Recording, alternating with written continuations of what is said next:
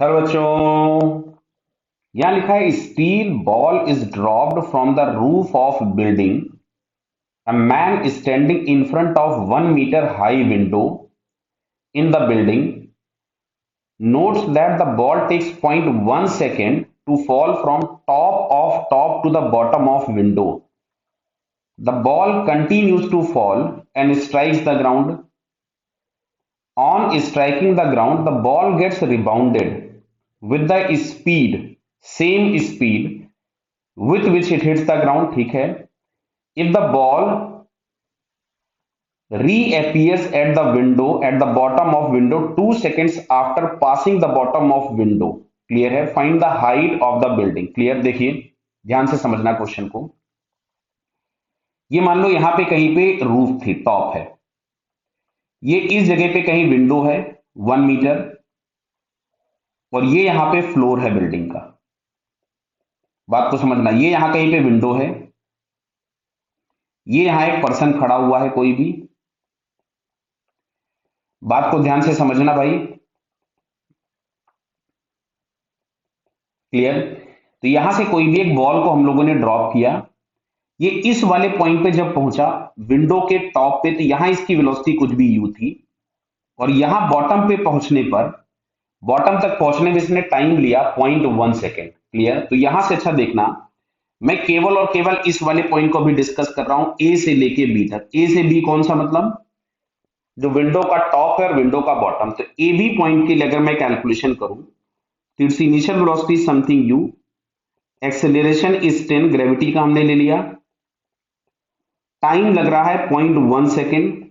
दिया है ना 0.1 सेकेंड में टॉप टू बॉटम क्रॉस कर जाता है. ये देखिए लिखा है takes 1 second to fall from the top to the bottom of window. और हाइट दिया है विंडो का 1 मीटर. तो अब अगर हम यहां से लगाते हैं simple, S is equals to U T plus half A T square.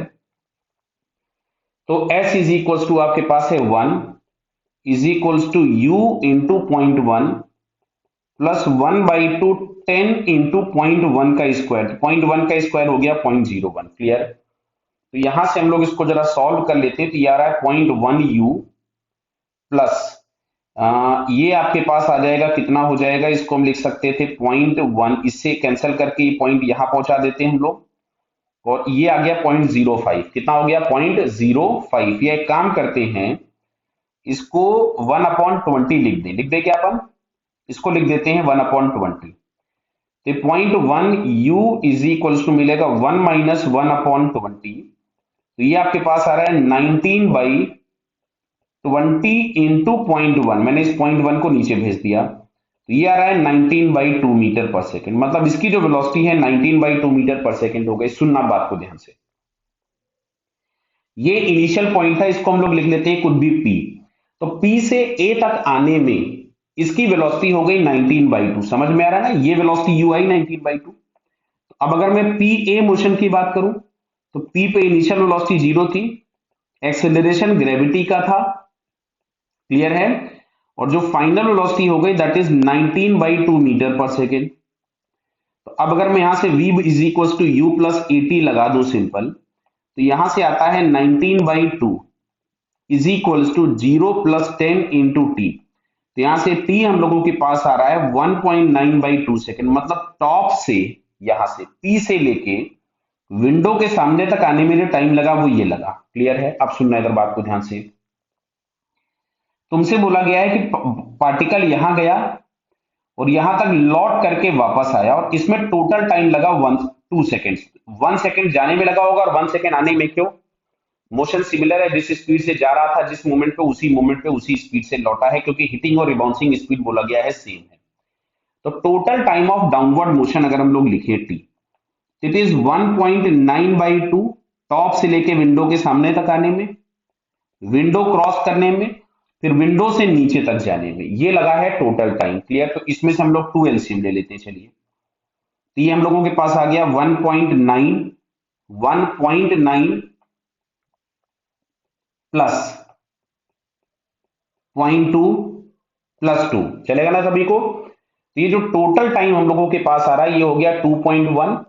4.1 upon 2 कितना आ रहा है? 4.1 अपॉन 2 सेकेंड्स टोटल हम लोगों को टाइम लगा। क्लियर? अब इतने टाइम में जो बॉल है, देखिए मैं वापस समझा रहा हूं, this total time taken from this initial position to bottom position. Clear है? तो अब इतने टाइम में जो भी हम लोगों के पास डिस्प्लेसमेंट होगा, ये आपके पास हाइट ऑफ द बिल्डिंग हो जाएगा। क्लियर? जो कि क्वेश्चन में हमसे पूछा गया है। तो सिंपल हम यहां से लिखते हैं, S is equal to U T plus 1/2 A into T का स्क्वायर, मतलब 4.1/2 का होल स्क्वायर। क्लियर? तो ये हमारे पास आता है 5, 10/2 हो गया 5/4, और 4.1 का स्क्वायर हम लोग कर देते हैं। चलिए, तो 4.1 का स्क्वायर कितना मिलेगा, ध्यान से देखिए, कैलकुलेट कर लेता हूं मैं इसको आपके लिए कैलकुलेटर से। 4.1 इंटू 4.1, ये आ रहा है आपके पास 16.81। 16.81 is multiplied by 5 and divided by 4, तो it is nearly 21.0125 meters। Clear बताइए? तो इसका जो आंसर आपके पास होगा, it is nearly 21 metre height of the building. क्या क्लियर बता सभी को? Okay, all the best.